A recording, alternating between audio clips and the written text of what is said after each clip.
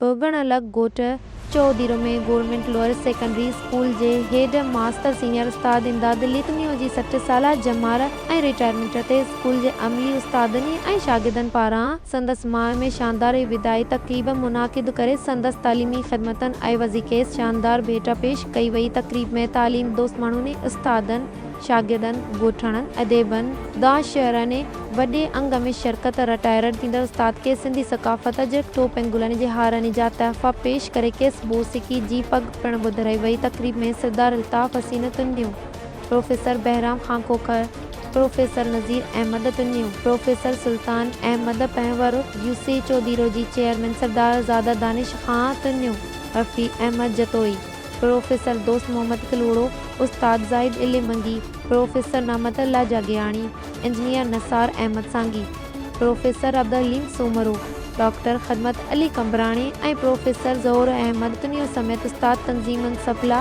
गुस्ता पीटे इल्फ जे अॻुवाणनि वॾे अंग में शिरकत कई। उन मौक़े ते तक़रीब खे ख़िताब कंदे मुक़रर उस्ताद इमदाद लितनियो जे इल्मी ख़िदमतनि ते रोशनी विझंदे चयो त साईं इमदाद लितनियो जहिड़ा उस्ताद ऐं समाज सुधारक असांजी समाज जो सरमायो आहिनि जिन पंहिंजी समूरी ज़िंदगी इल्म जी रोशनी फैलाइण लाइ वक़्फ़ करे छॾी। अॼु खेसि तालीमी ख़िदमतनि ऐं जेका भेट मिली आहे उहा शादी पई ॾे त इमदाद तुन्नियूं पंहिंजी ड्यूटी फ़र्ज़ सम्झी अदा कई आहे। असांजो मुआशिरो तालीम ज़रिए ई कामयाबी हासिल कंदो, इन करे असांखे पंहिंजी बचड़नि खे तालीम ॾियारणु घुरिजे त जीअं असांजो मुआशिरो तरक़ी करे सघे ऐं दुनिया सां तालीम जे मैदान में मुक़ाबिलो करे सघूं। आख़िर में तक़रीब दौरान रागी साजिद अली साजिद पारां गीत ऐं सूफ़ियाणा कलाम ॻाए महफ़िल खे जहुमाए छॾियो।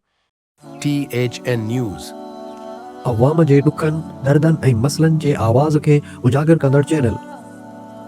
Like, share, comments, and subscribe.